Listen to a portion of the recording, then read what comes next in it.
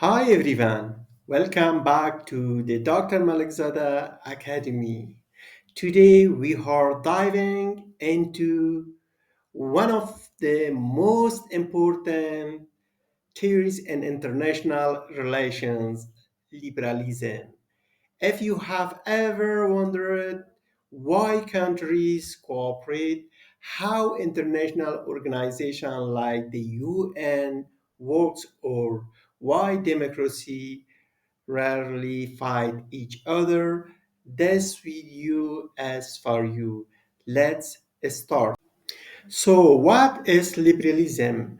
In simple terms, liberalism is a theory in international relations that focus on cooperation, mutual benefit, and the potential for progress. Unlike realism, which sees the world as a competitive and a conflict-prone place, liberals believe that countries can work together to achieve peace and prosperity. Liberalism is built on a few key assumptions.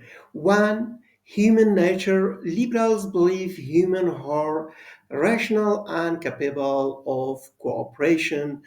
Two, international anarchy. Yes, the world lacks a central authority, but liberals argue that institutions and norms can help manage these. Three, interdependence. Countries are connected together by trade, diplomacy, and communication, which makes conflict less likely. Four, progress. Liberals hold optimistic they believe that the world can become more powerful over time. Now let's break down the key principle of liberalism. One, cooperation over conflict.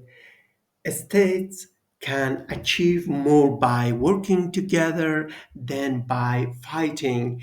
Two, institution matter organization like the UN and WTO uh, help countries resolve disputes and cooperate. Three, democratic peace theory. Democracy rarely go to war with each other because they share common value for economic interdependence. Trade ties make war costly and less attractive. Five, rule of law. Liberals advocate for a rules-based international order.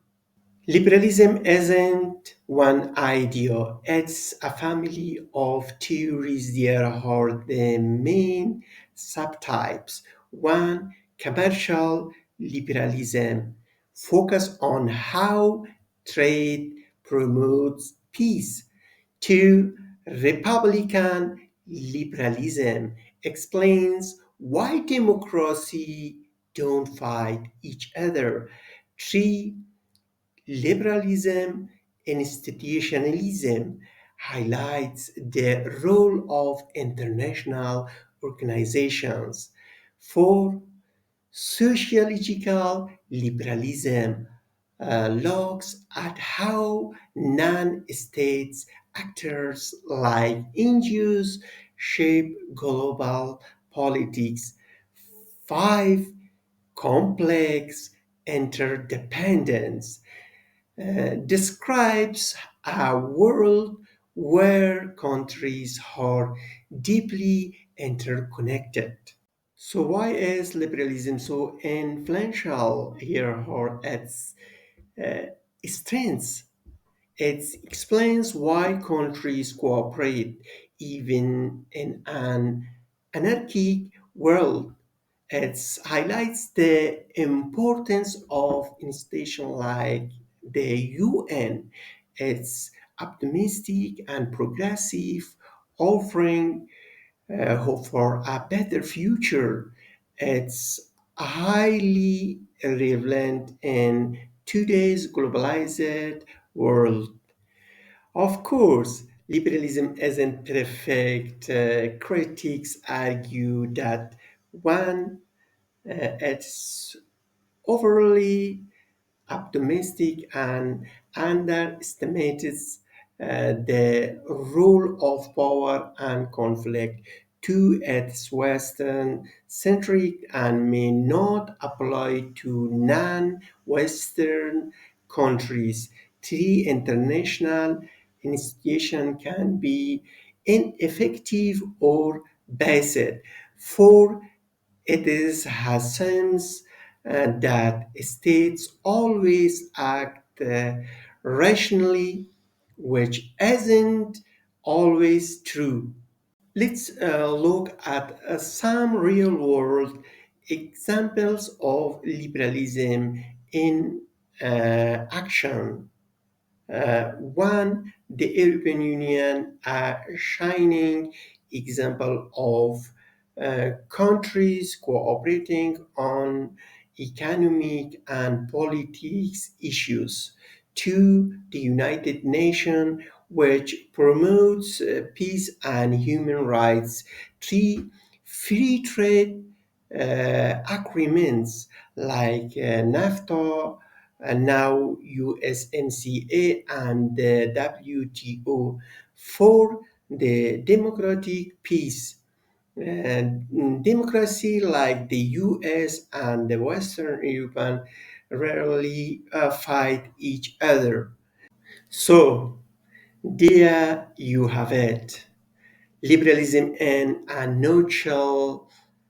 It's a theory that emphasizes cooperation, institutions, and the potential for progress in international relations.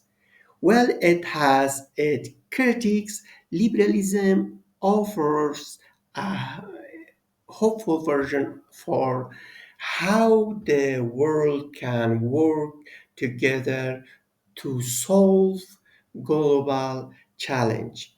If you enjoyed this video, don't forget to like, comment, and share for more content on international relations.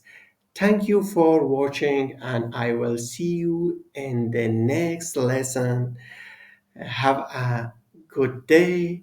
Bye.